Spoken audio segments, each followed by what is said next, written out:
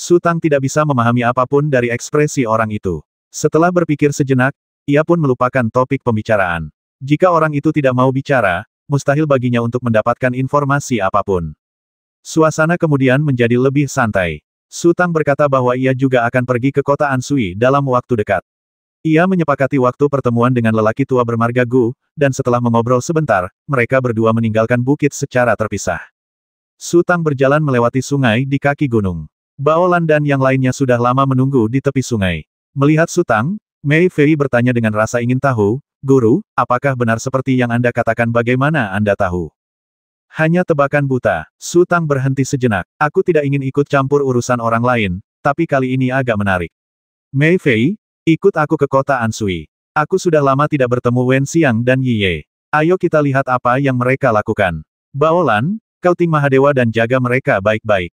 Baolan sedikit enggan, namun mengangguk. "Sudah larut. Kurasa Tuan Gu takkan bisa pergi jauh. Mulai besok, kau harus mengikutinya diam-diam." Su Tang berkata, "Tapi jangan memaksakan diri. Jika kau merasa ada bahaya, pergilah tanpa ragu." "Saya mengerti, Tuan," jawab Baolan. Malam berlalu dengan cepat. Saat fajar, Su Tang memberi Baolan beberapa instruksi dan berangkat ke timur bersama Mei Fei menuju kota Anshui. Baolan dan yang lainnya mencari jejak yang ditinggalkan oleh lelaki tua bermarga Gu. Meskipun Chu Zonbao ada di sana, lelaki tua bermarga Gu telah memperhatikan sesuatu yang aneh pada elang raksasa itu terakhir kali, jadi mereka hanya bisa menggunakan metode primitif untuk melacaknya melalui jejak-jejak tersebut. Su Tang dan Mei Fei berjalan ke jalan utama, menghentikan karavan, membayar sejumlah ongkos, naik kereta, dan memasuki kota Anshui saat senja. Dari segi kekuatan, Mei Fei jauh lebih kuat daripada Baolan, tetapi dari segi keterampilan interpersonal, Mei Fei jauh tertinggal. Memintanya untuk menanyakan kabar tidak hanya memakan waktu lama, tetapi juga gagal mendapatkan jawaban. Su Tang terpaksa pergi sendiri. Untungnya, Wen Xiang dan Zhong Yiye akhir-akhir ini cukup terkenal, dan setiap prajurit pengembara mengenal mereka.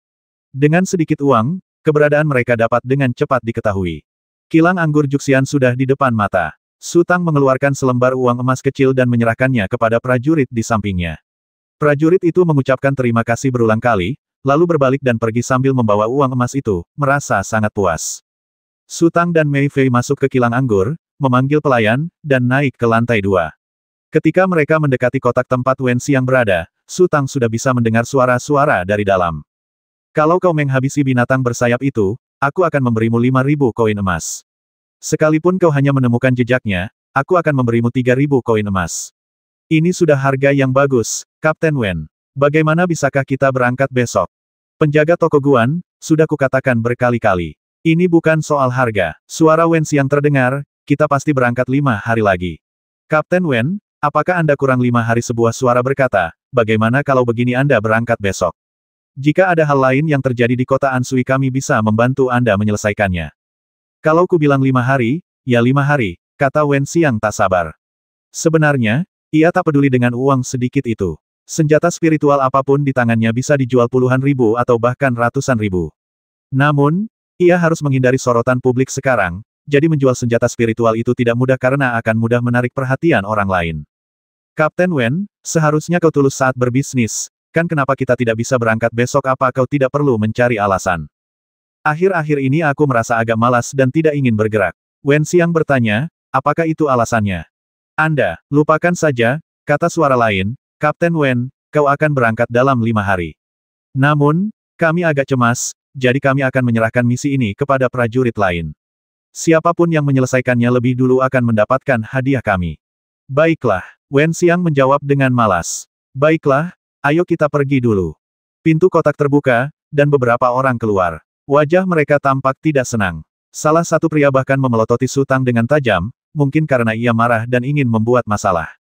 Su Tang mengabaikan mereka, lalu kembali melangkah maju. Ketika orang-orang itu turun, Su Tang berbalik, kembali ke kotak, dan mendorong pintu hingga terbuka. "Bos Wen begitu kaya, dia bahkan tidak mau menerima bisnis senilai 5.000 yuan, kata Su Tang sambil tersenyum. "Mengapa kamu di sini?" Wen Xiang terkejut dan senang, lalu berdiri dengan cepat. "Aku bosan, jadi aku jalan-jalan di kota," kata Su Tang. "Ayo, kuperkenalkan mereka. Mereka dari timku. Yang ini Liu Jingfang, dan yang ini Wu Shaoli." Wen Xiang tersenyum dan menunjuk ke samping. "Aku tidak perlu memperkenalkannya, kan kau kenal dia." "Tuan Su." Zhong Yiye mengangguk dengan sopan. Dia teman lamaku, Su Tang, kata Wen Xiang lagi. Liu Jingfang dan Wu Shaoli mengangguk ke arah Su Tang. Tatapan Su Tang tertuju pada Wu Shaoli. Dilihat dari namanya, dia pasti saudara Wu Shaoyun. Aku tidak menyangka kalian benar-benar membentuk tim. Apa namanya, tanya Su Tang. Bagaimana menurutmu tentang tim perlindungan wewangian, nama yang bagus, kan, tanya Wen Xiang sambil tersenyum. Lumayan, Su Tang bilang bagus, tapi dalam hati dia mengeluh, kenapa kedengarannya seperti ratu. Hanya membawanya ke sini sendirian. Wen Xiang menatap selir Mei. Ya, Su Tang menjawab. Mereka benar-benar tidak terpisahkan, bisik Wen Xiang. Dari mana orang yang baru saja membicarakan bisnis denganmu itu? Su Tang mengganti topik. Mereka bukan dari kota Anshui. Mereka bilang mereka dari kota Huayin. Ada apa? Tidak ada, aku hanya merasa harga yang mereka tawarkan agak aneh. Su Tang berkata, apa itu binatang bersayap terbang, apakah dia sangat kuat? Liu Jingfang dan Wu Shaoli saling berpandangan, dan ekspresi mereka membuat Su Tang menyadari bahwa dia sepertinya telah menanyakan pertanyaan lain yang sangat sederhana. Binatang spiritual sebenarnya sama seperti manusia. Ketika energi spiritual mereka mencapai tingkat tertentu, mereka akan mencapai terobosan. Wen Xiang tersenyum dan menggelengkan kepalanya. Grandmaster bisa terbang, tetapi kebanyakan binatang spiritual sedikit lebih lambat daripada manusia. Mastif hantumu adalah kasus khusus. Ia bisa terbang setelah energi spiritualnya mencapai tahap Grandmaster. Binatang spiritual lainnya baru bisa belajar terbang secara bertahap setelah melampaui tahap Grandmaster, atau bahkan lebih tinggi. Binatang bersayap hanyalah istilah umum. Terlepas dari bersayap atau tidak, selama bisa terbang, ia disebut binatang bersayap, kata Zhong Yiye. Jadi makhluk bersayap itu sulit dihadapi, kata Su Tang. Tidak sulit. Sekuat apapun makhluk roh, ia takkan mampu mengalahkan manusia. Kalau kita tak bisa mengalahkannya, kita bisa memikirkan cara lain. Wen Xiang bertanya, katamu harganya agak aneh, apa yang aneh?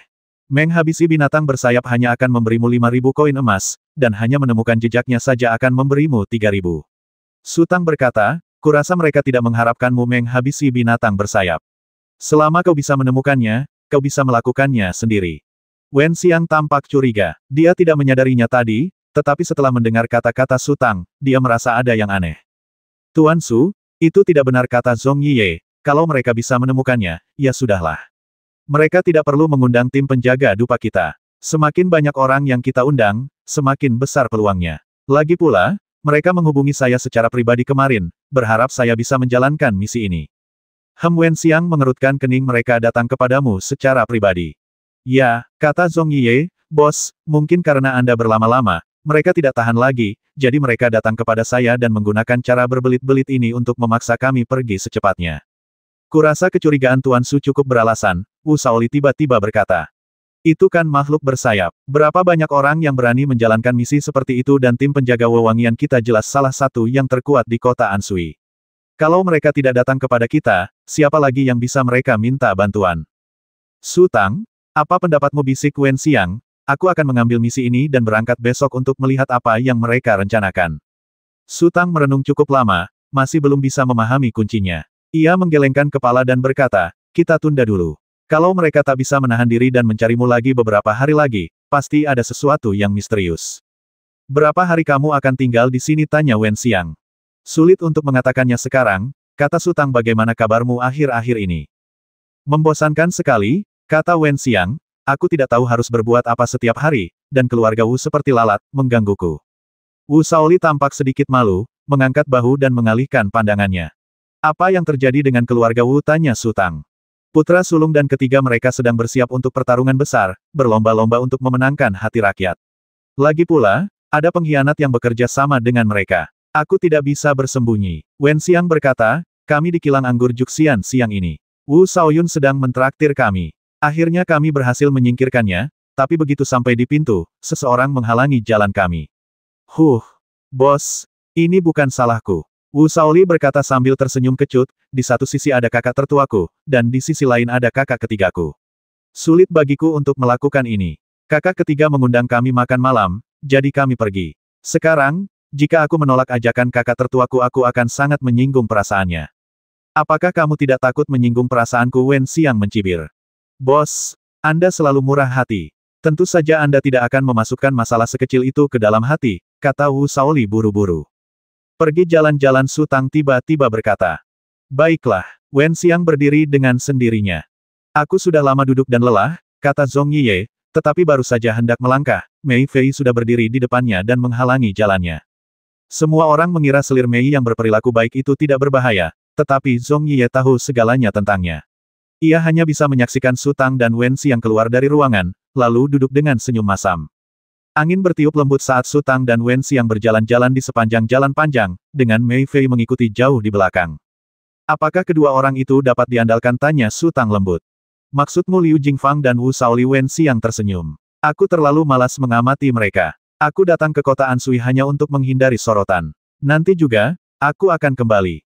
Ada yang aneh dalam nada bicara Wen Xiang, bercampur dengan rasa bosan. Su Tang melirik Wen Xiang dan bertanya, di mana Tong Fei? Apa kau sudah menghubunginya?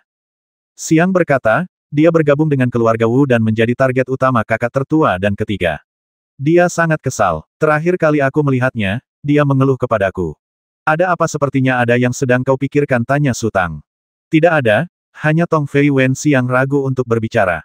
Apa yang terjadi padanya? Aku sudah sangat jujur padanya, tapi dia masih tidak mau datang dan membantuku, jadi aku agak kesal, kata Wen Xiang perlahan. Gadis bodoh. Su Tang tersenyum. Dia punya keinginan dan idenya sendiri. Hal seperti ini tidak bisa dipaksakan. Lagi pula, kamu dari kuil Zushen, jadi tentu saja dia akan khawatir. Bagaimanapun juga, kita tetap berteman, kan? Kalau aku tidak menganggapnya teman dan tahu identitasku, apa aku masih bisa membiarkannya keluar hidup-hidup? Wen Xiang mendengus. Bagus. Kita jalani saja jalan kita, dan dia jalani saja jalannya. Kalau kita butuh bantuannya, dia pasti akan membantu. Su Tang berkata, jangan mempersulitnya. Tong Fei memang terlihat galak, tapi sebenarnya dia agak berhati lembut. Dia terpaksa sampai seperti sekarang ini. Bagaimana kamu tahu? Tanya Wen Xiang sambil tersenyum. Saya sering menghubunginya akhir-akhir ini dan saya merasakannya, kata Su Tang. Dia memang agak pemalu, kata Wen Xiang, tapi aku tetap merasa tidak senang. Kau pikir kau raja yang tak tertandingi bahwa setiap orang yang kau coba menangkan akan terinspirasi oleh kebenaranmu dan berjuang untukmu tanpa ragu. Bukankah seharusnya begitu? Tanya Wen Xiang sambil tersenyum. Su Tang terdiam dan mengulurkan tangan untuk mencubit pipi Wen Xiang. Pada saat ini, beberapa orang datang. Yang di depan adalah seorang pria parubaya. Di sebelahnya adalah seorang wanita berusia sekitar 23 atau 24 tahun, yang cukup cantik dan bertubuh anggun. Mereka berdua berpelukan dan tampak sangat akrab. Melihat Wen Xiang, wanita itu tertegun sejenak, lalu tersenyum dan berkata, Kapten Wen, Anda di sini. Xiang menjawab, mata pria parubaya itu kabur karena mabuk. Ia bergumam tak sabar, lalu berjalan melewati Wen Xiang sambil merangkul gadis itu. Melihat ekspresi terkejut Wen Xiang, Su Tang bertanya, apakah kamu mengenalinya? Namanya Fei Ni. Dia seorang pendekar pengembara dan juga pendekar pengembara terpopuler di kota Ansui.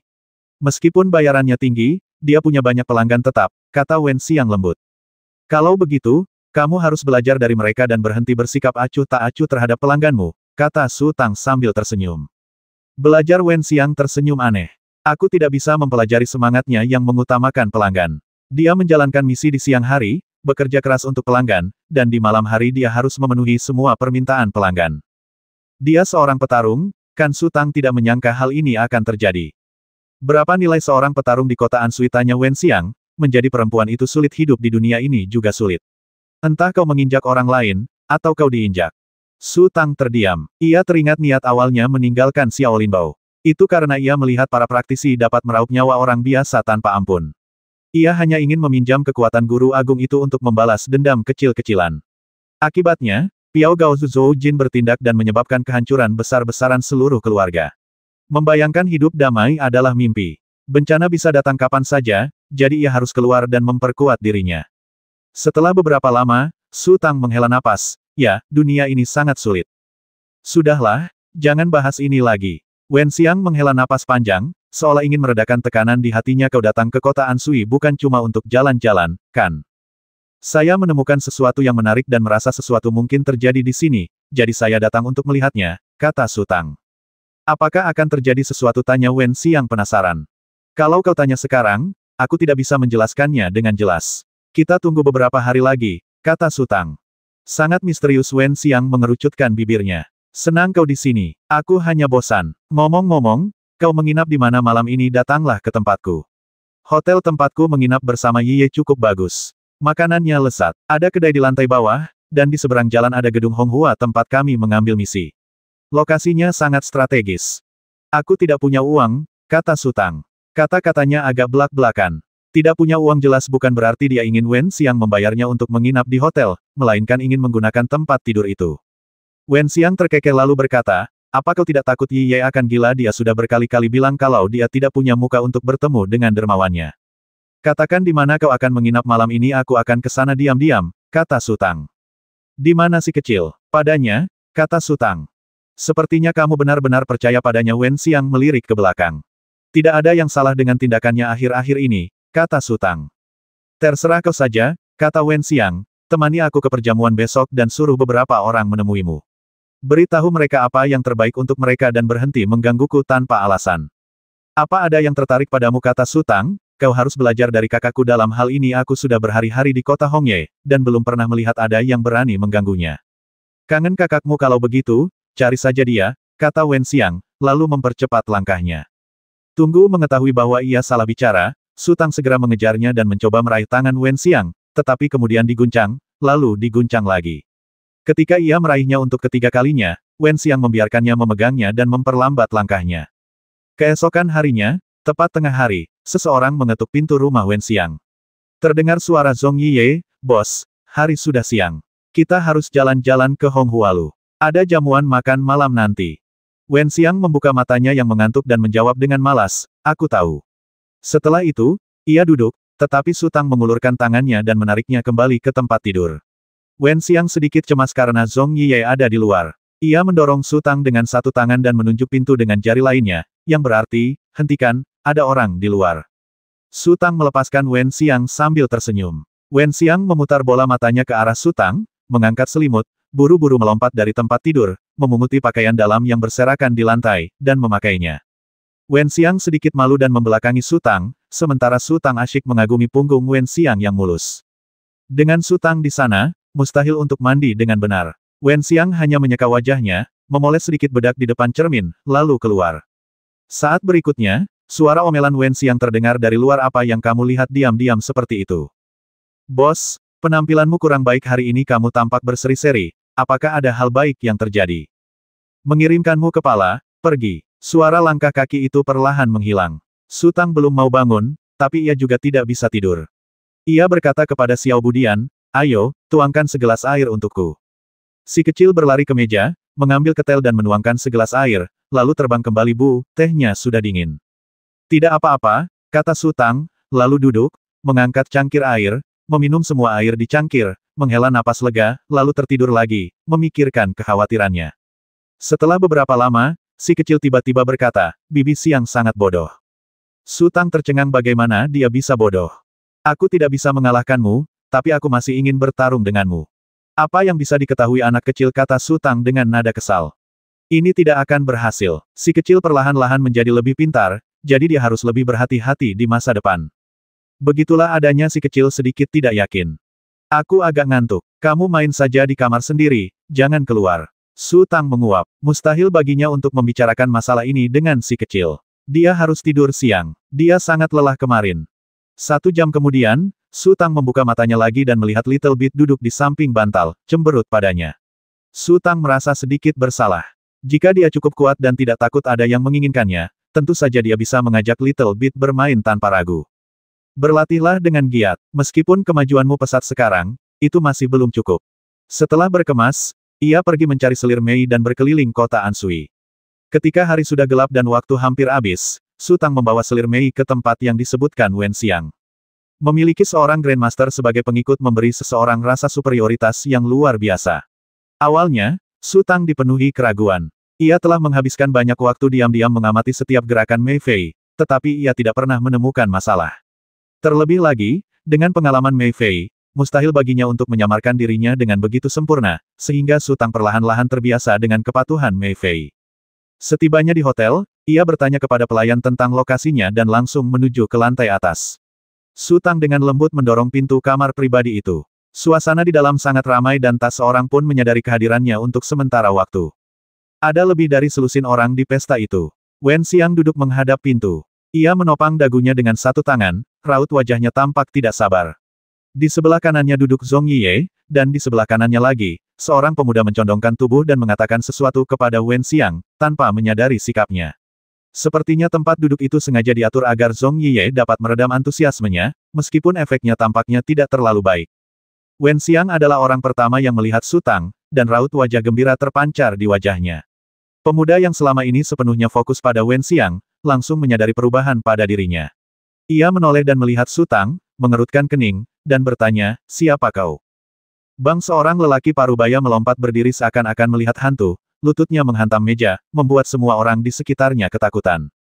Kau pria parubaya itu mundur beberapa langkah hingga punggungnya membentur dinding dan ia terpaksa berhenti. Semua orang di ruangan itu sedikit terkejut, termasuk Wen Xiang. Ia tahu bahwa pria parubaya itu bernama Wang Rui, teman Wu Shaofeng. Ia sangat arogan dan kuat. Siapa sangka ia akan menjadi begitu gugup ketika melihat Su Tang. "Mengapa kamu datang terlambat?" tanya Wen Xiang dengan genit. "Ada kemacetan lalu lintas," jawab Su Tang tanpa sadar. Beginilah rasanya menyatunya jiwa. Sekalipun ia belum pernah mengalaminya, ia akan tetap menganggap ingatan orang lain sebagai miliknya. Kemacetan lalu lintas. Wen Xiang terkejut. Dia benar-benar tidak mengerti.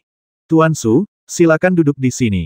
Zhong Yiye berdiri. Bagaimanapun, Su Tang jauh lebih kuat daripada Wu Shaofeng, tuan muda ketiga keluarga Wu. Memanfaatkan Su Tang untuk membuat Wu Shaofeng menyerah juga merupakan ide yang bagus. Su Tang duduk di sebelah Wen Xiang. Keduanya asyik berakting dan mengobrol dengan riang. Wen Xiang bahkan sesekali tertawa. Pemuda di sisi Su Tang berubah ekspresi dan menoleh ke arah Wang Rui. Wajah Wang Rui pucat pasi. Saat pertama kali melihat Su Tang, ia mengira Su Tang mengejarnya dari hutan macan tutul sampai ke sini, jadi tentu saja ia takut. Meskipun ia kini mengerti bahwa Su Tang datang untuk menemui Kapten Wen, yang membuatnya bernapas lega, ia segera menyadari bahwa kehilangan ketenangannya sebelumnya telah membuatnya kehilangan muka. Wu Shaofeng, putra ketiga keluarga Wu, tidak bertindak gegabah. Ia samar-samar merasa bahwa Su Tang tampaknya sangat penting, kalau tidak, ia tidak akan bisa menakuti Wang Rui seperti ini. Tak lama kemudian, pintu kotak itu terbuka lagi, dan Wu Shaoyun masuk perlahan. Ia menyapa dengan senyum di wajahnya semuanya, "Maaf mengganggu." "Oh Tuan Su, saya merasa familiar dari belakang. Sungguh takdir kita bertemu. Mari, saya bersulang untuk Anda." Setelah mengatakan itu, ia langsung mengambil gelas anggur di depan Wu Shaoli, dan tanpa rasa jijik, ia mendekati Su Tang. Wu Shaoli terharu. Hari ini, saudara ketiga sedang mentraktir, dan saudara tertua malah menerobos masuk untuk ikut bersenang-senang. Perjamuan ini bahkan bisa berakhir dengan perkelahian. Seperti kata pepatah, jangan pukul orang yang sedang tersenyum dengan tinju yang marah. Wu Shaoyun begitu antusias hingga Su Tang tak kuasa menahannya. Ia mengambil gelas anggur dan berdenting dengan Wu Shaoyun. Kemudian, tatapan Wu Shaoyun tertuju pada Wen Xiang. "Kapten Wen, apakah Anda berteman dengan Tuan Muda Su? Bagaimana menurutmu?" kata Wen Xiang sambil tersenyum. "Haha, aku bisa melihatnya. Pantas saja Kapten Wen begitu arogan dan meremehkan orang biasa." Jadi begitulah Wu Shaoyun tertawa, tapi, ada beberapa orang yang tidak tahu karakter moral mereka sendiri dan masih punya ide-ide liar. Konyol, konyol. Semua orang yang hadir dapat mendengar siapa yang sedang diejek Wu Shaoyun. Raut wajah Wu Shaofeng terus berubah, tetapi ketika ia melihat kakak laki-lakinya begitu menghormati Su Tang, tebakannya terbukti dan ia tidak berani bergerak. Namun, Wu Shaoyun tidak menyerah. Ia dengan antusias mencari berbagai topik dan sesekali melontarkan sindiran. Wu Shaofeng bertahan selama lebih dari 10 menit, tetapi akhirnya ia tak tahan lagi. Ia melempar gelas anggur ke meja, berdiri, dan berjalan keluar dengan marah. Beberapa teman yang dibawa Wu Shaofeng, serta Wang Rui, tak bisa lagi duduk diam dan berdiri. Dalam sekejap mata, separuh orang di meja itu sudah pergi. Wu Shaoyun sedikit terkejut dan menatap Wu Shaofeng. "Kakak ketujuh, apa aku salah bicara? Ada apa dengan kakak ketiga?" Hu emosinya terlalu buruk, dia benar-benar harus berubah. Wu Shaofeng tersenyum pahit. Tidak ada yang tahan dengan ejekan terus-menerus seperti itu. "Kakak ketiga masih baik-baik saja, tapi kalau kamu pasti sudah membanting meja sejak lama, kan?" Su Tang menarik tangan Wen Xiang ke bawah meja dan menulis sebuah kata di telapak tangan Wen Xiang. Setelah beberapa saat, Wen Xiang berdiri dengan malas dan berkata kepada Su Tang, "Ayo pergi juga. Aku agak lelah dan ingin segera pulang dan beristirahat." "Baiklah, aku akan kembali bersamamu," kata Su Tang. "Tuan Su, silakan duduk sebentar," kata Wu Shaoyun cepat-cepat. "Tidak, kita lakukan lain hari saja," kata Su Tang. Wu Shaoyun tidak berani membujuknya lagi dan terpaksa berdiri untuk mengantarnya. Zhong Yiye ingin mengikutinya, tetapi dihentikan oleh Wu Shaoyun. Setelah meninggalkan hotel, Su Tang berbisik, "Mei Fei, tolong antar Wen Xiang kembali. Aku ada urusan." "Apa yang akan kamu lakukan?" Wen Xiang juga merendahkan suaranya. "Aku akan memberitahumu saat aku kembali," kata Su Tang. Seorang pria parubaya bernama Wang Rui berjalan cepat di jalan. Meskipun belum terlambat, tidak ada lampu jalan di dunia dan gelap gulita di mana-mana.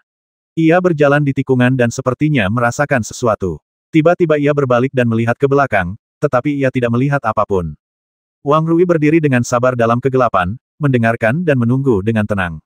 Setelah lebih dari 10 menit, ia akhirnya menghela napas lega, berbalik, dan melanjutkan langkahnya. Setelah berjalan lebih dari 200 meter, Wang Rui memasuki sebuah halaman kecil dan mendorong pintu yang setengah terbuka. Dengan cahaya yang merembes dari dalam rumah, ia menoleh ke belakang beberapa kali sebelum perlahan masuk ke dalam ruangan.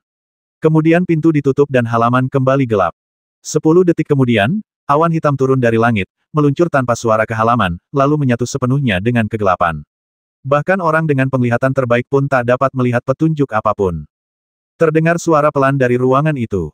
Kau gila, bagaimana bisa kau datang ke sini untuk mencariku, kata sebuah suara serak.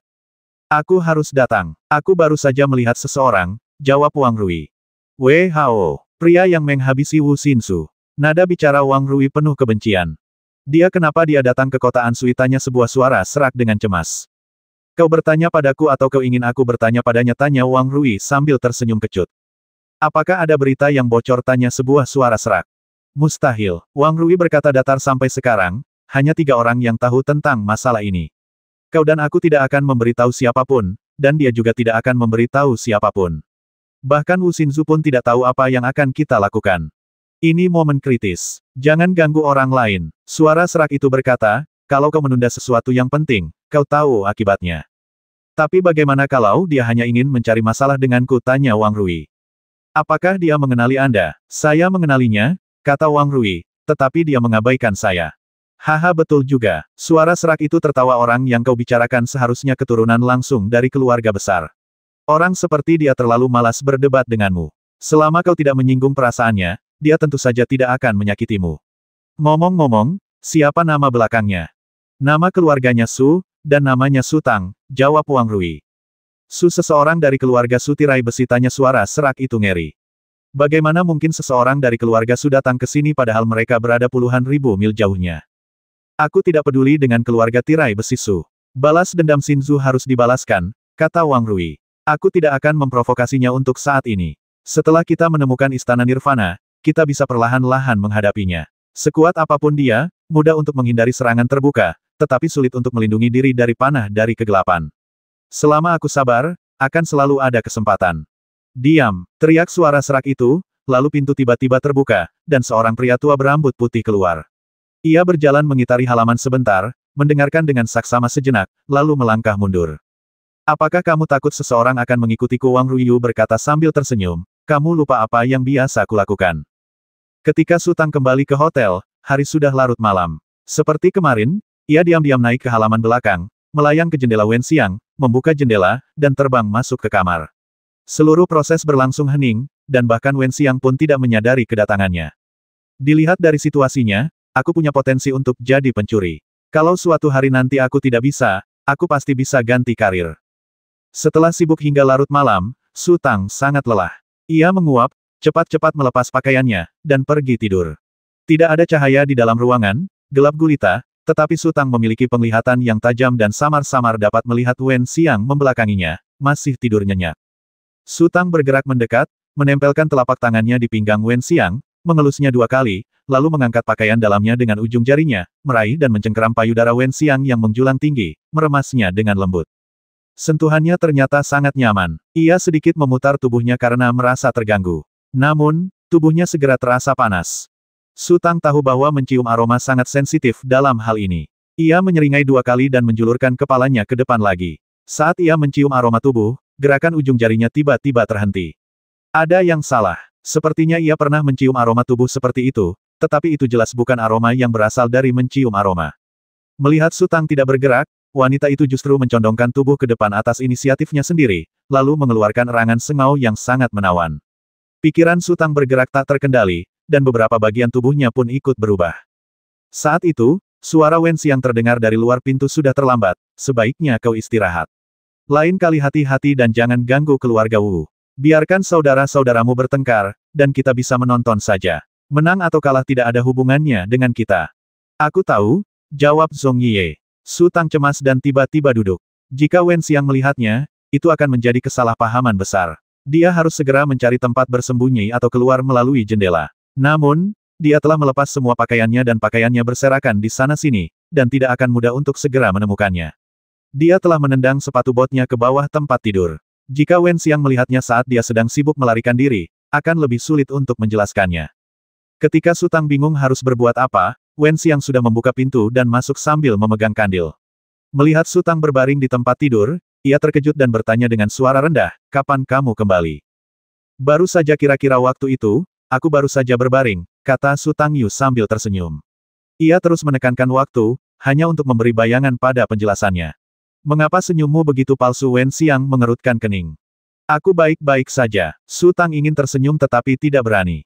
Wen Xiang meletakkan kandil di atas meja dan berjalan menuju kepala tempat tidur. Kemudian ia melihat selir Mei tidur di sisi dalam, dan langkahnya terhenti. Baru kemudian ia ingat bahwa selir Mei belum pergi. "Sepertinya aku kembali di waktu yang salah," kata Wen Xiang sambil tersenyum. Su Tang tidak berani menanggapi hal ini, dan sebagian besar energinya terkuras untuk melawan tubuhnya sendiri. Sekarang ia dapat menyimpulkan bahwa teknik spiritual yang dipraktikkan Mei Fei adalah semacam jimat, jika tidak, akarnya tidak akan begitu tak terkendali, dan ia bahkan merasa seperti akan meledak. Wen Xiang tiba-tiba mempercepat langkahnya, berjalan dan mengangkat selimut, memperlihatkan sosok Su Tang yang menjulang tinggi. Haha, Su Tang tertawa lagi. "Apakah kamu masih tertawa?" Wen Xiang mengulurkan tangan dan mencengkeram telinga Su Tang dengan marah. "Kukira kau." Su Tang terduduk karena desakan Wen Xiang, mengedipkan mata pada Wen Xiang dan cemberut pada Mei Fei yang membelakanginya. "Maksudnya, ada orang luar di sini, jadi dia harus menyelamatkan mukanya." Melihat penampilan Su Tang yang sungguh menyedihkan, hati Wen Xiang melunak. Sambil mendengus dingin, ia mengangkat kakinya dan melangkah ke tempat tidur, menyelip di antara Su Tang dan Mei Fei. Ia menyikut Su Tang dan berkata, "Silakan. Kita tidur bersama malam ini. Aku sudah pergi, kamu mau pergi kemana?" "Ngomong-ngomong, Ye ada di sebelah, kamu bisa pergi mencarinya," kata Wen Xiang. "Aku tidak suka nada bicaramu." Su Tang bingung antara harus tertawa atau menangis.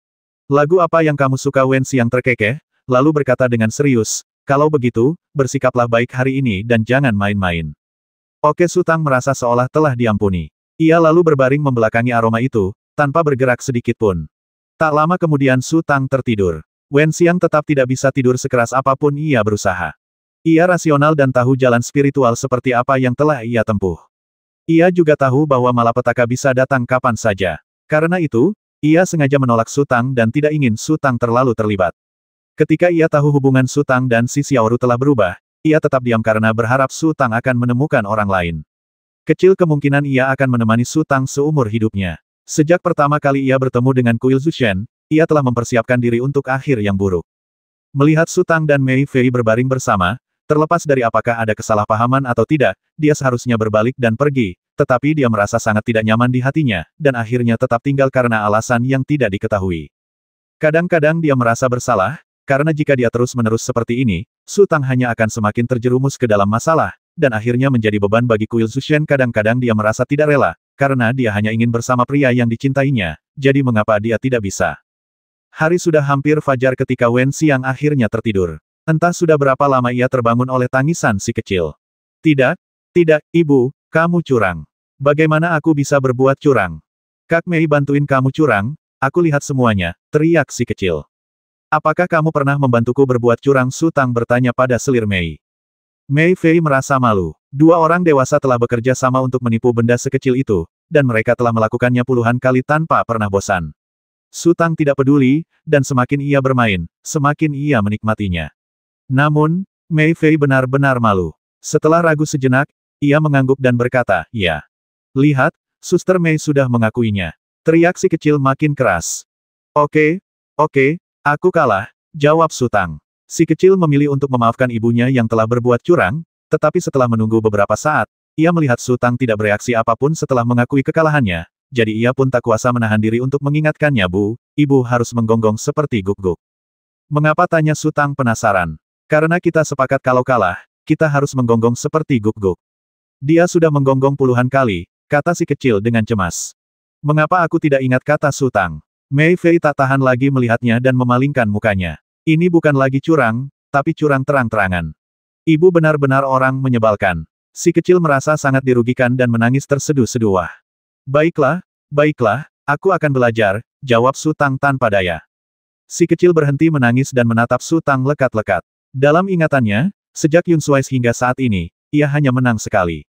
Kemenangan itu diraih dengan susah payah, jadi tentu saja ia harus berjuang sampai akhir. Ngomong-ngomong, bagaimana guk-guk menggonggong aku lupa, kata Su Tang. Bu, ibu bodoh sekali, kata si kecil, ia guk-guk-guk. Apa aku tidak mendengar dengan jelas? Guk-guk-guk. Oke, kamu sudah memanggilku, kenapa harus ayo makan? Wah, si kecil baru saja hendak tersenyum, tetapi dalam sekejap mata ia terpaksa menangis lagi. Jangan menangis, jangan menangis. Aku bisa berteriak. Apa tidak cukup bagiku untuk berteriak? Su Tang mendesah. Si kecil kembali tenang dan menatap Su Tang. Su Tang mengatur napasnya dan berteriak, aku. Tidak, tidak, itu wuf. Aku. Guk. Anak baik, kamu mempelajarinya dengan sangat baik, kata Su Tang. Su Tang, berapa umurmu, kenapa kamu masih menindas anak kecil, teriak Wen Xiang. Bu, ibu benar-benar jahat. Si kecil berlari ke arah Wen Xiang sambil menangis. Dengan kekagumannya pada Su Tang, fakta bahwa ia bisa mengucapkan 3 kata ibu benar-benar jahat sudah cukup untuk membuktikan betapa tidak manusiawinya penganiayaan yang telah ia alami. Wen Xiang membujuk si kecil sambil melotot ke arah Su Tang dengan tidak senang. Su Tang berkata sambil tersenyum, ayo, anak kecil, aku akan mengajakmu makan sesuatu yang lezat. Si kecil menoleh ke samping untuk menunjukkan betapa besarnya rasa kesal yang dia pendam. Kalau begitu aku akan pergi sendiri. Su Tang berdiri, mungkin dia tidak akan kembali. Ancaman seperti ini adalah senjata ampuh Su Tang untuk menghadapi Xiao Butian. Meskipun sudah sering digunakan, selalu langsung berhasil. Benar saja, si kecil panik, langsung terbang menjauh dari aroma itu, dan hinggap di bahu Su Tang. Namun, ia tetap berusaha untuk tidak menatap Su Tang. Wen Xiang menggelengkan kepalanya tak berdaya. Kemalasan Su Tang terkadang membuat orang menggertakkan gigi. Kalian tunggu saja di sini. Aku akan pergi melihat apakah ada yang bisa dimakan. Dengan begini, kita tidak perlu bertemu Yi Ye dan membuat masalah lagi. Ketika Wen Xiang kembali membawa makanan, Su Tang dan Xiao Bitian sudah berbaikan. Su Tang bersandar di bantal, sementara Xiao Bitian duduk di dadanya. Tidak ada yang tahu apa yang dikatakan Su Tang, tetapi Xiao Bitian terkikik. Wen Xiang menghela napas. Ia hanya berusaha membela si kecil, tetapi sia-sia. Su Tang, aku harus pergi dengan Yi Ye sebentar. Ada beberapa hal yang harus kulakukan.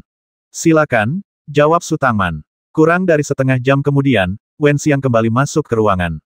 Ekspresinya agak aneh, saya telah menerima misi ini dan harus segera pergi ke hutan macan tutul. Misi yang mana, tanya Su Tang penasaran. Mereka yang menghabisi binatang bersayap telah menaikkan harganya lagi, kata Wen Xiang.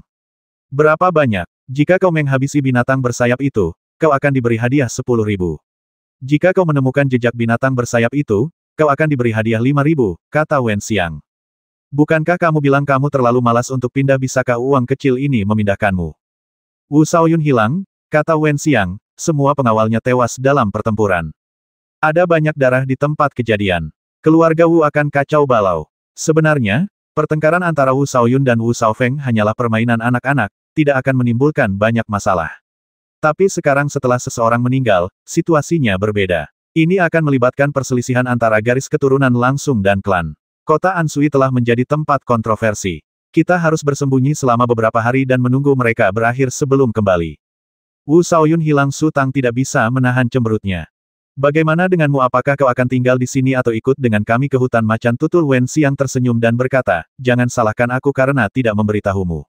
Aku baru saja bertemu dengan majikan yang sebenarnya. Dia gadis yang sangat cantik, tapi ada seorang pria bersamanya. Dengan kemampuan Tuan Su kita, seharusnya tidak menjadi masalah baginya untuk menculiknya, kan? Wen Xiang benar, majikan misi itu memang sangat cantik, dan tidak kalah dengan Selir Mei, tetapi temperamen mereka sangat berbeda. Selir Mei sangat menawan, sementara wanita itu sedingin gunung es dan sangat hemat kata-kata. Sepanjang perjalanan, ia jarang terlihat berbicara dengan orang lain. Su Tang merasa sedikit bingung dan bertanya kepada Wen Xiang secara pribadi mengapa mereka harus melakukan tugas ini. Zhong Yiye memberikan jawabannya. Ia telah tinggal di 18 Bands yang jarang penduduknya di Peach Blossom Spring sejak kecil, dan selalu ditemani oleh burung dan binatang buas sepanjang hari. Ia memiliki pengalaman tersendiri dalam melacak dan menemukan jejak. Setelah tiba di kota Ansui, ia telah melakukan banyak tugas yang berkaitan dengan binatang roh, dan ia menyelesaikannya dengan mudah. Oleh karena itu, mereka terkesan dengan kemampuan Zhong Yiye. Setelah berjalan di hutan macan tutul selama 3 hari, suatu malam, tim menemukan tempat yang berair untuk mendirikan kemah. Su Tang selalu menjadi bos yang acuh tak acuh, duduk diam di pinggir, memperhatikan semua orang sibuk. Kali ini, ketika kami memasuki hutan macan tutul, majikan kami juga datang dengan belasan prajurit. Pemimpin para prajurit itu adalah seorang majikan. Mungkin karena pengaruh atasan, mereka jarang berbincang. Kedua tim tidak saling bertemu. Mereka mendirikan kemah secara terpisah dan tidak saling memengaruhi. Su Tang dan Mei Fei tidak memiliki fluktuasi aura dan tampak tidak berbeda dari orang biasa. Secara logika, orang seperti dia seharusnya tidak memasuki hutan macan tutul. Jika terjadi sesuatu, dia hanya akan menjadi beban bagi orang lain. Namun, hal yang sama berlaku untuk pria dan wanita di seberangnya. Selain kecantikan, mereka tampaknya tidak memiliki kelebihan lain. Su Tang punya beberapa wawasan. Para Grandmaster dan mereka yang berada di bawah mereka bagaikan sekelompok anak kecil, polos dan naif, dan sekilas saja sudah bisa melihat mereka. Jika seorang petarung menghadapi seorang Grandmaster dan jelas merasakan fluktuasi aura lawan yang kuat, tetapi tetap memprovokasinya, ia sama saja dengan mencari kematian. Hanya pada tingkat Grandmaster seseorang dapat dianggap benar-benar dewasa, karena mereka memahami cara menyembunyikan diri dan memiliki kemampuan untuk melakukannya. Hal ini tentu saja menimbulkan banyak variabel dalam dinamika peristiwa. Misalnya, pria dan wanita di hadapan mereka adalah orang biasa, Grandmaster yang kuat, atau bahkan lebih hebat. Namun, hingga konflik meletus, tidak seorang pun dapat mengetahui kekuatan mereka. Wen Xiang dan Zhong Yiye, di sisi lain, sama sekali tidak mampu mengendalikan aura mereka, sehingga kekuatan dan kelemahan mereka terlihat jelas dalam sekejap. Mengapa kamu tidak mencobanya? Wen Xiang duduk di sebelah Su Tang sambil tersenyum. Coba apa? Tanya Su Tang bingung. Yang itu, Wen Xiang melirik wanita di seberangnya. Lihat baju dan perhiasannya. Cek-cek dia pasti dari keluarga kaya. Kalau kau bisa mendapatkannya, kau tak perlu khawatir seumur hidupmu. Aku benar-benar tidak mengerti kalian, para wanita. Su Tang berkata tanpa daya ketika aku jujur, kalian harus datang dan menghasutku. Jika aku benar-benar berhasil, kalian pasti ingin bunuh diri lagi. Siapa yang mencari kematian? Apa kau benar-benar berpikir kau berharga? Kata Wen Xiang dengan nada meremehkan. Aku salah mengira Mei Fei itu kamu dan menyentuhnya. Kamu terus-terusan mengomel beberapa hari ini, telingaku hampir kapalan, kata Su Tang. Berbicara tentang ini, Wen Xiang terdiam dan wajahnya agak merah. Wen Xiang, apakah kau membawa rumput magu? Su Tang mengganti topik pembicaraan. Wanita tua di kuil Zushen menguasai banyak teknik racun dan keterampilan meracun yang aneh, yang sebagian besar hilang setelah kematiannya, tetapi ada 2 teknik racun yang sangat kuat yang pernah dipaksa dipelajari Wen Xiang. Salah satunya adalah dupa ekstasi, yang sering dinyalakan ibu mertua saya di pembakar dupa. Setelah menghirup asapnya, racunnya akan bereaksi setelah puluhan kali menghirup, dan seluruh tubuh akan menjadi lemah dan tidak bisa bergerak. Namun, dengan mencium dupa, saya hanya tahu bahan obat apa saja yang dibutuhkan untuk membuat dupa ekstasi, tetapi saya tidak tahu takaran spesifiknya. Saya harus mencari tahu perlahan-lahan nanti. Yang satu lagi lebih kuat, disebut bubuk tulang rawan Suanghe, yang terbuat dari cairan kingsin dan rumput magu. Cairan kingsin dapat menyegarkan otak dan tidak berbahaya bagi manusia, tetapi setelah mengonsumsi cairan kingsin, jika tercium bau asap rumput magu, cairan kingsin akan langsung menjadi sangat beracun.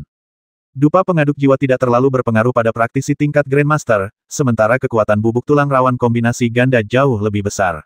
Satu-satunya kekurangannya adalah metode penggunaan racunnya terlalu terbatas dan tidak dapat digunakan dalam pertempuran sama sekali.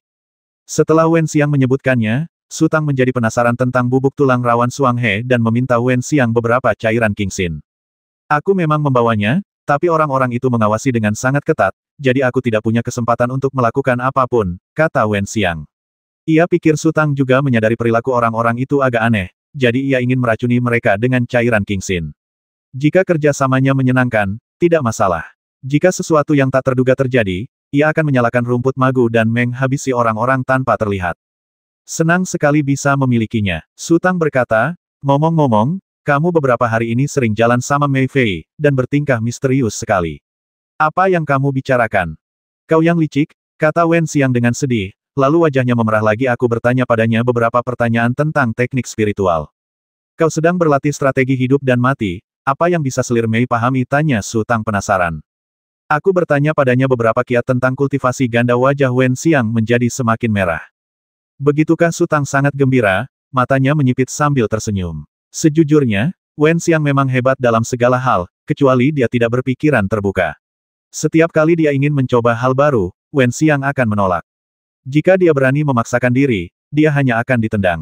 Sekarang setelah dia tahu bahwa Wen Xiang ingin mempelajari teknik kultivasi ganda, itulah yang dia inginkan. Kemudian Su Tang menyadari bahwa tatapan Wen Xiang agak tidak bersahabat, dan ia segera menyadari bahwa senyumnya terlalu kentara. Ia segera menegakkan wajahnya dan berkata sambil terbatuk, aku mendukungmu, sungguh mendukungmu. Dan jika kau membutuhkan bantuanku dalam latihan apapun, datanglah saja padaku. Pergi sana. Wen Xiang mengangkat tangannya dan meninju Su Tang. Wajahnya memerah dan ia tak bisa lagi duduk diam. Zhong Yiye kebetulan melambai padanya. Wen Xiang segera berdiri dan berjalan cepat ke arah Zhong Yiye. Su Tang menatap pinggang Wen Xiang yang meliuk-liuk, hatinya gatal. Ia tidak tahu apa yang telah dipelajari Wen Xiang, ia harus mencari kesempatan untuk berusaha lebih keras. Pada saat ini, seorang prajurit dari majikan datang, berjalan ke jarak 7 atau 8 meter dari Su Tang, dan menebang pohon itu dengan pisau panjang. Pohon itu setebal mangkuk dan tingginya sekitar 10 meter. Itu hanya perkemahan sederhana dan tidak perlu menebang pohon seperti itu. Meskipun prajurit itu berdiri di belakang Su Tang bertubuh kecil dan dengan bantuan vegetasi di sekitarnya, ia dapat dengan jelas merasakan fokus napas pihak lain, serta kedalaman dan sudut potongan pohon. Senyum tipis tersungging di bibir Su Tang. Ia mengangkat kepalanya dan melambaikan tangan kepada selir Mei. Mei Fei segera datang dan berkata dengan hormat, Guru, apakah Anda mencari saya? Duduklah. Su Tang menepuk pahanya. Mei Fei sangat terkejut. Ia tak kuasa menahan diri untuk tidak menoleh ke arah Wen Xiang, lalu berbalik menatap Su Tang. Ia sungguh tak habis pikir mengapa Su Tang, yang selama ini selalu menjaga jarak darinya, bisa berkata seperti itu. Saat Mei Fei ragu-ragu, Su Tang kehilangan kesabarannya. Pohon itu sudah setengah ditebang, dan ia masih banyak bicara. Waktu hampir habis, jadi ia tiba-tiba mengulurkan tangan dan meraih lengan Mei Fei. Meskipun Mei Fei seorang Grandmaster, ia tidak berani melawan Su Tang dan hanya bisa membiarkan kekuatan itu mendorongnya dan jatuh ke pelukannya. Nona Wen, aku mengawasi, seru selir Mei dengan suara serendah nyamuk. Sebenarnya, inilah yang paling ia khawatirkan. Setiap orang memiliki sifat tertentu, ada yang seperti harimau, ada yang seperti serigala, dan ada yang, bahkan bersenjata lengkap, tetaplah domba. Selir Mei, di sisi lain, memiliki karakter yang agak lemah. Ditambah dengan kultivasi yang disengaja dari Xuan Yuan Shengxi, ia seperti tanaman merambat, terbiasa menempel pada pohon sekuat apapun. Karena itu, jika Su Tang benar-benar ingin melakukan sesuatu, ia tidak akan menolak. Sebaliknya, ia akan melakukan segala daya untuk menyenangkannya. Jangan bicara. Mulai sekarang, ingat setiap kataku. Su Tang mendekatkan wajahnya ke telinga Mei Fei dan merendahkan suaranya, berkata, larilah sambil menangis dan cari Wen Xiang. Jangan tunjukkan dirimu. Bayangkan dirimu sebagai anak yang disakiti. Mengerti, lalu beritahu Wen Xiang, apapun yang terjadi di sini, jangan khawatirkan aku. Aku bisa menjaga diriku sendiri. Silakan. Selir Mei membuka matanya lebar-lebar dan menatap Su Tang. Di sisi lain, mata Zhong Yiye melebar lebih lebar daripada Mei Fei. Ia benar-benar yakin. Bukankah kau sedang merayu Wen Xiang? Kenapa kau melakukan ini dengan wanita lain? Apa kau tidak takut Wen Xiang marah? Wen Xiang menyadari ada yang tidak beres dengan Zhong Yiye, lalu berbalik dan melihat Mei Fei duduk di pelukan Su Tang dengan posisi yang sangat ambigu. Tangan Su Tang menyentuhnya dengan gelisah. Potensinya untuk mencium aroma terungkap saat itu, dan ia langsung menyadari ada sesuatu yang salah. Karena kepercayaannya dan karena Su Tang tidak punya alasan untuk melakukannya, ia hanya tersenyum dan membalikkan badannya. Bos, kau tidak melihatnya? Tanya Zhong Yiye heran. Reaksinya saat mencium aroma itu sungguh berbeda dari yang dibayangkannya. Pada saat ini, ujung jari Su Tang telah menyentuh bokong Mei Fei, dan dia meremasnya dengan kuat, sambil mengulangi cepat pergi. Mei Fei secara naluriah melompat dan menutupi pantatnya dengan tangannya. Su Tang memutarnya terlalu keras lalu ia terhuyung dan berlari menuju aroma itu. Su Tang menghela napas lega. Tidak apa-apa, tidak ada kekurangan yang berarti. Mei Fei berlari menghampiri Wen Xiang, meraih lengannya, dan mengulangi apa yang baru saja dikatakan Su Tang. Wen Xiang berbalik, melirik Su Tang, tersenyum, lalu menggelengkan kepala. Di mata orang luar, selir Mei pasti telah diganggu, jadi dia pergi mengadu kepada wanitanya sendiri. Namun, Kapten Wen memiliki hubungan khusus dengan Su Tang dan jelas tidak ingin ikut campur dalam masalah ini. Zhong Yiye tiba-tiba menyadari apa yang sedang terjadi dan bertukar pandang dengan Wen Xiang sebelum melanjutkan percakapan mereka dengan ekspresi santai. Sebenarnya, baik dia maupun Wen Xiang sedang waspada, siap merespons kapan saja. Pohon yang ditebang prajurit itu akhirnya roboh dengan suara dentuman keras. Zhong Yiye, yang menghadap ke arah ini, tampak pucat pasi dan berteriak cepat, Tuan Su, hati-hati. Su Tang diam-diam memuji dalam hati, sepertinya Zhong Yiye memiliki potensi besar untuk berkembang.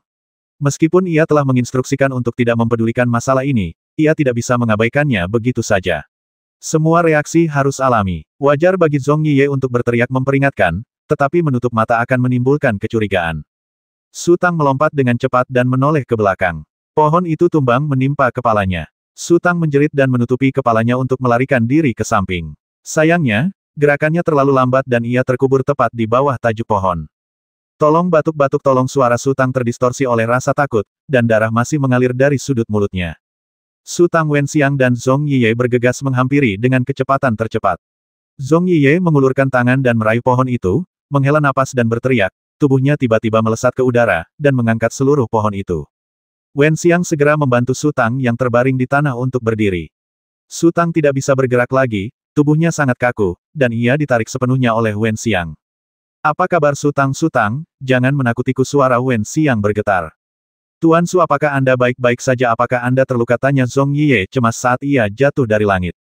Su Tang dipenuhi haru, Wenxiang berlinang air mata, jelas pohon itu tumbang menimpanya, dan rasa sakit itu terasa di hatinya. Zhong Yiye tampak sangat cemas, saudara-saudaranya memang seperti ini, mereka semua sangat pandai berakting, aku tidak pernah tahu sebelumnya, apakah mereka mencoba mencuri gelar aktor terbaik. Sakit, erang Su Tang. Gadis bodoh, kenapa kau masih berdiri di sana? Wenxiang berbalik dan berteriak pada selir Mei, kemari dan bantu aku bertahan. Mei Fei tertegun. Mendengar auman Wenxiang, ia bergegas mendekat dan menopang lengan Su Tang. Kemudian, Wenxiang menarik napas panjang dan menatap dingin ke arah prajurit yang marah itu. Ada apa denganmu? Napas Wenxiang menjadi kencang, dan sepertinya ia akan menyerang kapan saja. Aku prajurit itu mundur beberapa langkah dan tergagap. Ada apa? Orang-orang di seberang terkejut, dan semua prajurit berkumpul. Pria dan wanita itu berjalan ke depan dengan wajah muram. Tanyakan pada orang-orangmu apa yang telah dia lakukan, Wenxiang mencibir. Tatapan pria dan wanita itu tertuju pada prajurit yang telah menyebabkan masalah. Setelah beberapa saat, wanita yang sangat cantik itu berbisik, "Atu, ada apa? Aku sedang menebang pohon, tapi aku tidak menyangka pohon itu akan tumbang seperti ini. Akibatnya," kata prajurit itu dengan wajah sedih. Pria itu berjalan perlahan ke arah Su Tang, lalu mengulurkan tangannya ke leher Su Tang, seolah merasakan denyutan darah Su Tang dengan ujung jarinya. Wenxiang dan yang lainnya tak kuasa menahan rasa gugup, khawatir Su Tang akan terbongkar. Namun, mereka tidak tahu sumber kekuatan Su Tang. Selama Su Tang menyegel otaknya, bahkan leluhur agung pun akan tetap berada dalam kegelapan. Sesaat kemudian, lelaki itu berbalik dan berkata, untungnya, saudara ini baik-baik saja, dia hanya mengalami luka dalam. Kau terluka seperti ini, dan itu bukan masalah besar. Suara Wenxiang tiba-tiba meninggi. Apakah harus ada kematian seseorang baru menjadi masalah besar? Kapten Wen, jangan marah. Kami tidak bermaksud begitu, kata pria itu. Ia lalu berjalan mendekati prajurit yang telah membuat keributan itu dan menamparkan pipinya. Bagaimana kau bisa begitu ceroboh, bodoh? Prajurit itu mengerang, terhuyung ke samping beberapa langkah, lalu memaksakan senyum. Kapten Wen, aku sangat menyesal, sangat menyesal. Pihak lain sudah merespons, dan luka Su Tang tidak terlihat serius. Wenxiang tidak punya alasan untuk terus mengganggunya. Saat ia ragu-ragu, Su Tang tiba-tiba berteriak kesakitan, aku ingin pulang, aku ingin pulang. Baiklah, Wenxiang memelototi si pembuat onar dengan tajam, lalu berbalik dan berjalan menuju Su Tang, berkata dengan lembut, ayo pulang. Semuanya, maaf, kami menyerah pada misi ini. Mengenai uang jaminan yang kami terima, kami akan menggantinya 2 kali lipat sesuai aturan. Yiye, berikan mereka uangnya. Zhong Yiye segera mengeluarkan gulungan uang emas dan menghitungnya dengan cermat. Liu Jingfang, Wu Shaoli, dan beberapa prajurit bayaran saling berpandangan dengan bingung. Apakah mereka akan menyerah sekarang? Ini sepertinya bukan gaya Kapten Wen. Pria dan wanita di seberang mereka bertukar pandang cemas. Pria itu melangkah maju dan berkata sambil tersenyum masam, Kapten Wen, ini bukan ide bagus, kan? Orang-orangku terluka, maafkan aku. Wenxiang berkata dengan dingin, tanggung jawabnya ada padamu, jadi biaya pengobatannya harus ditanggung olehmu. Yiye, kurangi biaya pengobatan dari kompensasi. Kapten Wen, sejujurnya, tanggung jawab memang ada pada kami, tapi kami tidak bisa sepenuhnya disalahkan, kata pria itu. Kami membayarmu untuk datang ke sini. Seharusnya kau tidak membawa seseorang yang begitu lemah dan rentan. Ini tempat latihan, di mana apapun bisa terjadi. Aku tahu kau dekat dengan Tuan Su ini, tapi kau sedang menjalankan misi, bukan untuk bersenang-senang. Apa gunanya membawa Tuan Su ke sini? Lagi pula, uang itu bukan apa-apa. Pria itu mengulurkan tangan dan mengeluarkan 2 lembar uang emas. Ini hadiah untuk misi ini. Aku bisa memberikannya kepadamu sekarang. Jika kau bisa membawaku ke binatang bersayap, aku akan memberimu 10 kali lipat koin emas. 10 kali 100.000 Wen Xiang terkejut. Benar, 100.000. Pria itu berkata, kami tidak kekurangan uang. Kami sedang menawar dengan Anda di kota Anshui hanya untuk menghindari perhatian.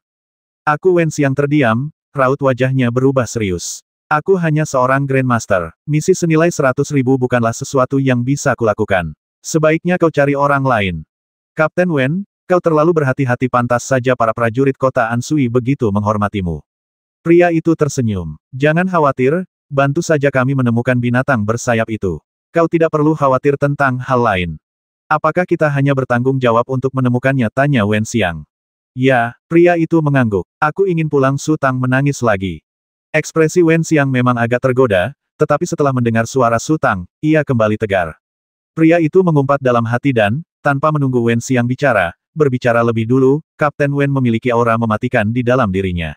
Mungkinkah ia pernah mengalami cedera internal yang serius di masa lalu dan tak kunjung pulih? Jika ini terus berlanjut, aku tidak bermaksud menakut-nakutimu. Kau hanya bisa hidup paling lama 3 tahun. Untungnya, kau bertemu denganku sekarang. Ketika Wen Xiang mendengar kata Dead Air, ia sangat ketakutan dan hampir bertindak. Namun, setelah mendengar sisa kata-katanya dan menyadari bahwa pihak lain telah salah paham, ia diam-diam menghela napas lega. Ini adalah produk penyembuhan suci, pil pengental embun. Pria itu mengeluarkan sebuah botol porselen kecil dan berkata perlahan, botol kecil ini saja bernilai lebih dari 100.000 koin emas. Anggap saja ini hadiah dariku. Wen Xiang mengambil botol porselen kecil itu, membukanya, mengamatinya, dan dengan hati-hati mengendus aroma obat di dalamnya. Lalu ia bertanya, bagaimana saya tahu ini asli atau palsu? Bisakah kau mencobanya? Kata pria itu sambil tersenyum kecut, namun, setelah minum pil embun kondensasi, kau harus beristirahat dan mengatur napasmu. Semakin lama kau melakukannya, semakin baik efeknya. Mencobanya sekarang akan sedikit sia-sia. Tidak apa-apa, semuanya ada 9, kata Wen Xiang ringan, lalu menatap Zhong Yiye. Bawakan aku anggur. Zhong Yiye segera berlari ke belakang dan kembali sambil membawa kantong anggur. Wen Xiang mengambil kantong anggur itu dan mengocoknya perlahan. Ia hendak menelan pil itu, tetapi berhenti sejenak, lalu menyerahkannya kepada pria itu. Minum satu dulu. Kapten Wen benar-benar berhati-hati, kata pria itu tanpa daya, lalu mengambil pil itu, memasukkannya ke dalam mulut, dan menyerahkan kantong anggur kepadanya setelah mencium aromanya. Pria itu mengambil kantong anggur itu, memiringkan lehernya ke belakang, dan menyesapnya dalam-dalam. Melihat ketulusan pihak lain, raut wajah Wen Xiang tampak melunak. Pria itu tersenyum dan berkata, Kapten Wen, sekarang kita bisa. Aku ingin pulang, teriak Su Tang lagi. Pria itu sangat marah, tetapi insiden itu bermula karena anak buahnya sendiri secara tidak sengaja melukai seseorang saat menebang pohon. Ia tidak punya alasan untuk marah. Ia menghela napas dan berbisik kepada Wen Xiang, Kapten Wen, siapakah Tuan Su ini bagimu?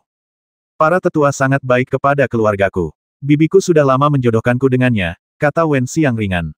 Begitu pria itu tiba-tiba mengerti. Wen Xiang tak punya pilihan selain menerima permintaan tunangannya untuk pergi ke hutan macan tutul bersama.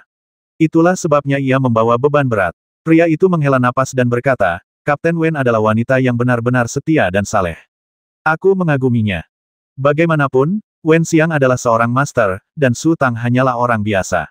Jika Wen Xiang ingin memutuskan pertunangan, itu akan mudah. Fakta bahwa ia bisa bertahan dengan orang biasa membuktikan bahwa Wen Xiang sangat sentimental. Ayo tidur lebih awal malam ini agar kita bisa berangkat lebih awal besok, kata Wen Xiang. Oke, terima kasih, Kapten Wen. Pria itu mengangguk. Melihat Wen Xiang tidak lagi memintanya untuk melepaskan misi, ia menghela napas lega. Aku ingin pulang, Su Tang masih berteriak. Wen Xiang berjalan kembali dan membisikkan beberapa patah kata di telinga Su Tang, dan Su Tang pun menurut.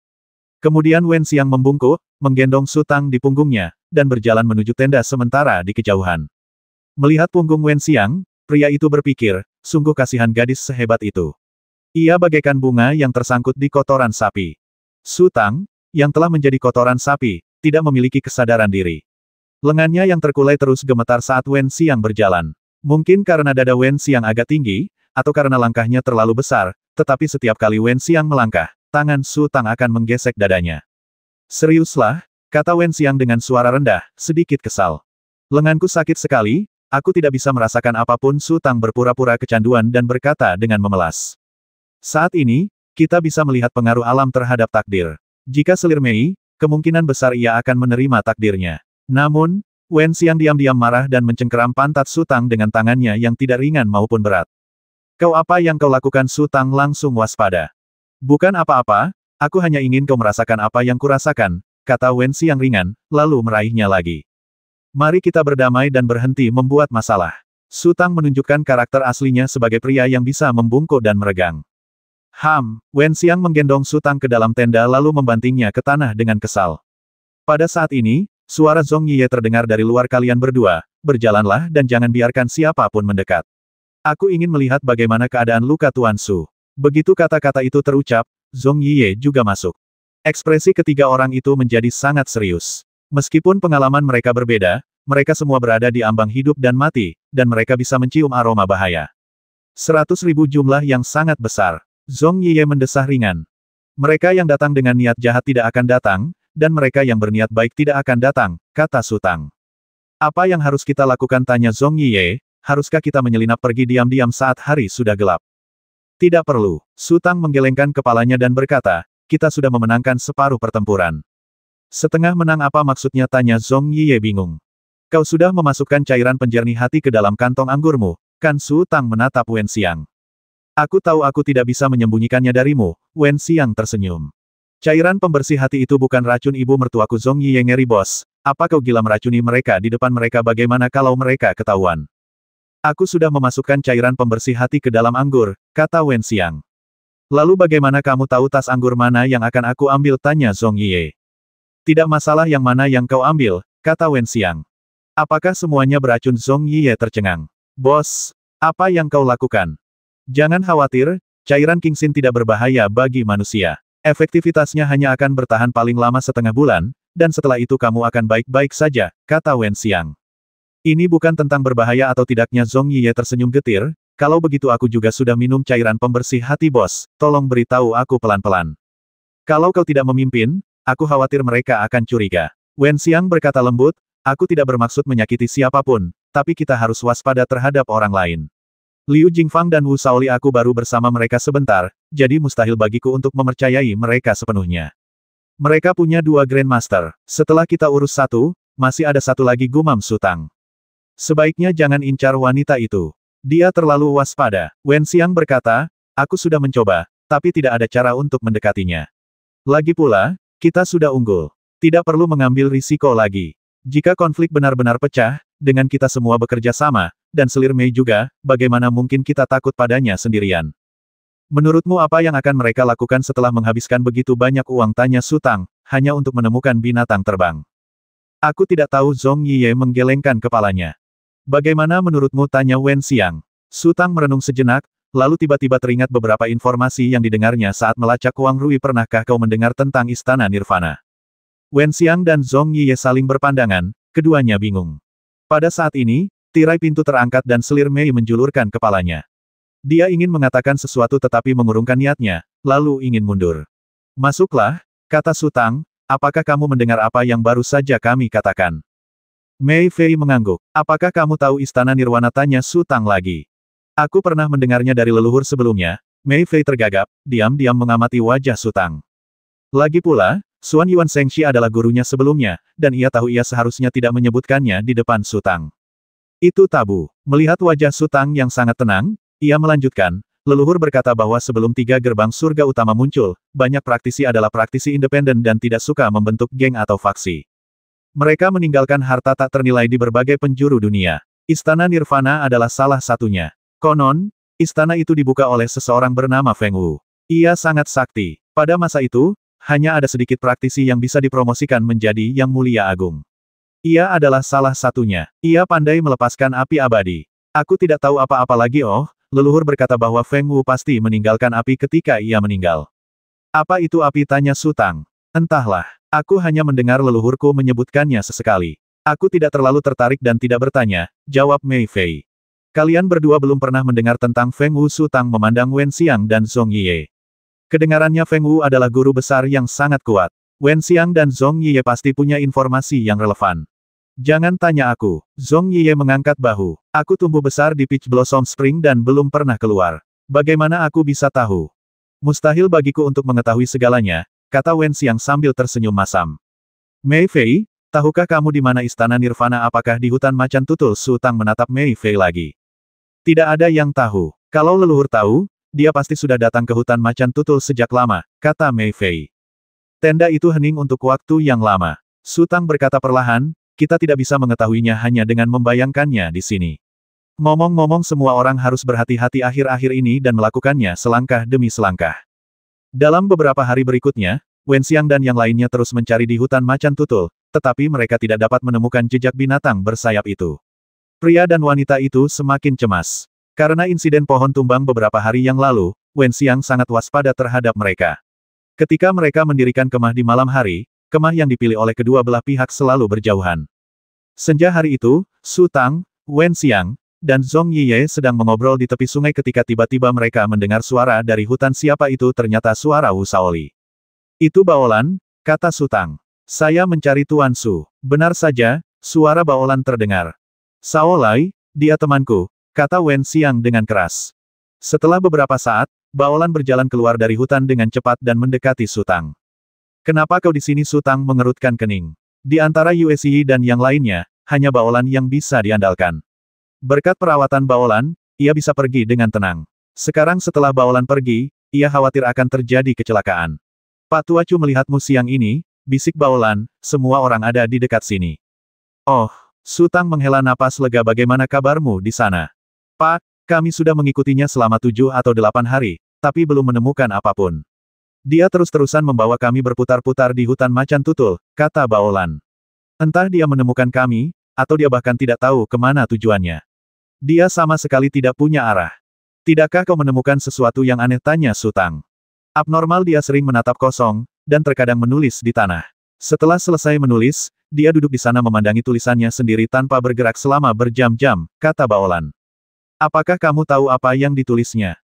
Chu Tua telah melihatnya. Itu 2 baris puisi 2 harimau membentuk puncak, dan seorang nelayan sendirian memancing di cakrawala. Apa maksudnya ini? Su Tang mematahkan dahan dan menulis di tanah.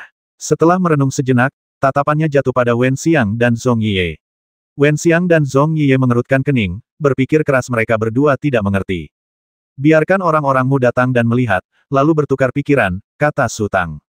Wen Xiang memanggil, dan Liu Jingfang, Wu Shaoli dan beberapa prajurit pengembara bayaran datang, melihat kata-kata di tanah dan berbisik satu sama lain.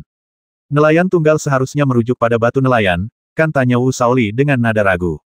Jika nelayan yang sendirian di cakrawala itu merujuk pada batu di Awang, maka 2 harimau yang membentuk satu puncak pasti merujuk pada punggung Bukit Suanghu. Liu Jingfang berkata, kedua tempat ini bersebelahan. Su Tang terdiam sejenak, lalu bertanya, seberapa jauh Suanghu Ridge dari sini? Mungkin butuh waktu 4 atau 5 jam untuk berjalan kaki, jawab Liu Jingfang. Ayo kita ke Suanghu Ling besok. Su Tang melempar ranting itu ke tanah. Ia merasa telah menemukan mata rantai yang bisa menghubungkan semua hal ini. Mereka berangkat pagi-pagi sekali dan akhirnya tiba di tujuan pada siang hari. Di depan mereka tampak sebuah batu besar yang telah lapuk parah. Tingginya hampir 20 meter. Ada pilar batu horizontal di puncak batu, menjulang ke depan. Dari kejauhan, pilar itu tampak seperti pemancingan raksasa. Disinilah seharusnya asal batu di Awang. Di arah yang ditunjukkan oleh pilar batu, terdapat sebuah bukit dengan lereng yang sangat landai. Terdapat sebuah batu besar yang sangat mencolok di setiap sisi bukit, dan diameter setiap batu diperkirakan lebih dari 100 meter. Menurut Wu Shaoli, semuanya adalah batu bergaris-garis harimau, sehingga bukit itu disebut punggung Bukit Suanghu. Semua orang berhenti dan melihat ke kejauhan. Pada saat itu, seorang gadis yang membawa busur panjang melompat keluar dari hutan lebat dan berlari ke arah mereka. Wen Xiang mengenali Bao Bei dan buru-buru menghentikan Liu Jingfang yang hendak maju untuk menghentikan mereka. Bao Bei berlari ke arah Su Tang dan membisikkan sesuatu. Su Tang mengangguk, lalu memberi isyarat agar Wen Xiang dan Zhong Yiye mendekat. Kemudian ia berkata perlahan, aku meminta mereka untuk melacak seseorang. Ketika mereka sampai di daerah ini, dia menghilang. Siapa yang kau lacak? Tanya Zhong Yiye.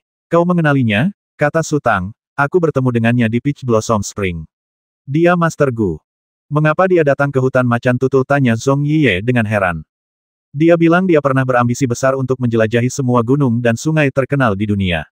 Sekarang kau lihat. Su Tang tersenyum, dia sengaja menyembunyikan sesuatu.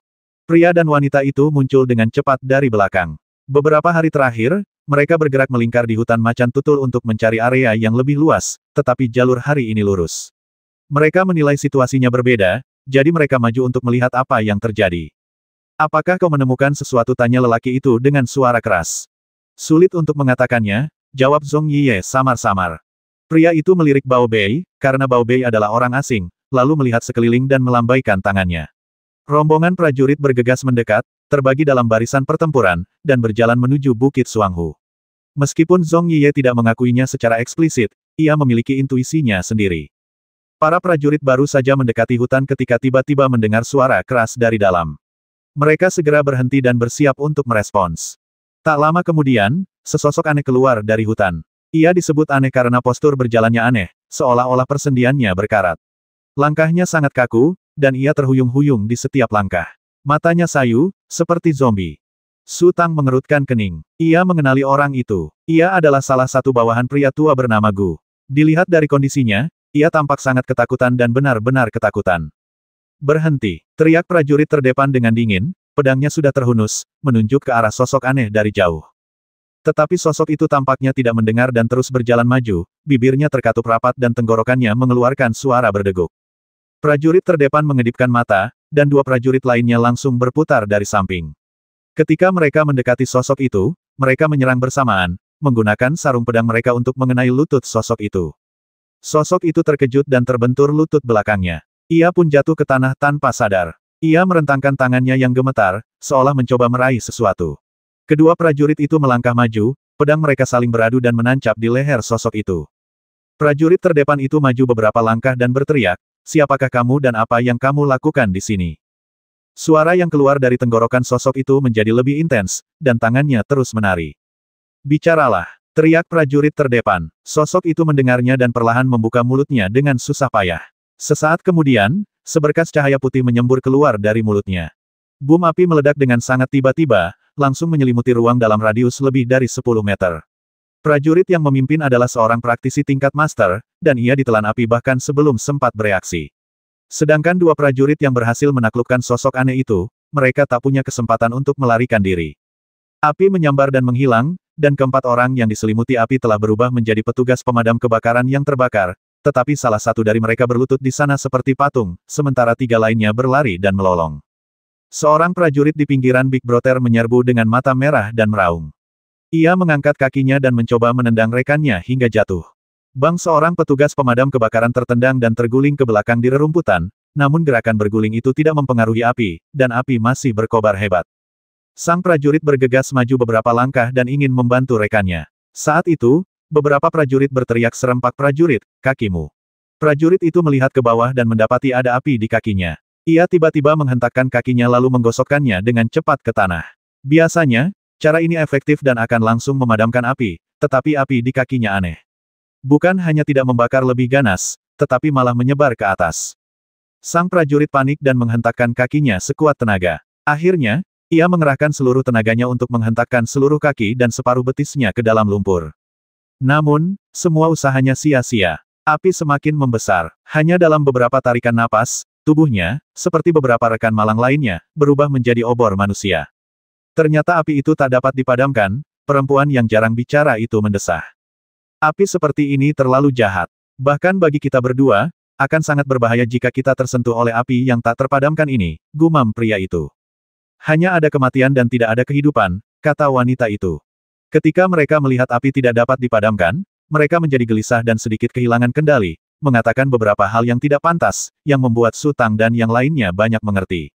Seperti yang diduga, mereka datang bukan untuk mengincar binatang bersayap, melainkan untuk istana nirwana.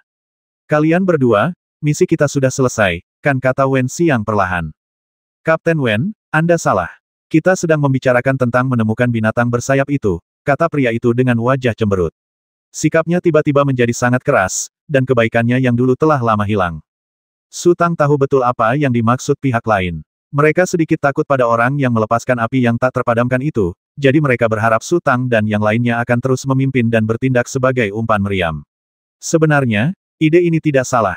Jika seseorang tidak bekerja untuk dirinya sendiri, ia akan dihukum oleh langit dan bumi. Wen Xiang secara khusus menyewa beberapa prajurit pengembara untuk menjalankan misi demi tujuan yang sama. Wen Xiang terdiam. Ia sebenarnya tidak ingin pergi. Ia tidak ingin masuk ke Gunung Harta Karun dan pulang dengan tangan hampa. Ia hanya berpura-pura lemah, untuk menunjukkan kelemahannya dan untuk mencegah pihak lain. Baiklah, kata Wen Xiang perlahan, tapi aku harus jujur. Kita hanya berurusan dengan binatang bersayap. Kalaupun kita bertemu orang lain atau binatang roh, kita tidak akan peduli. Saya mengerti. Pria itu menjawab dengan acuh tak acuh, Kapten Wen, silakan. 220.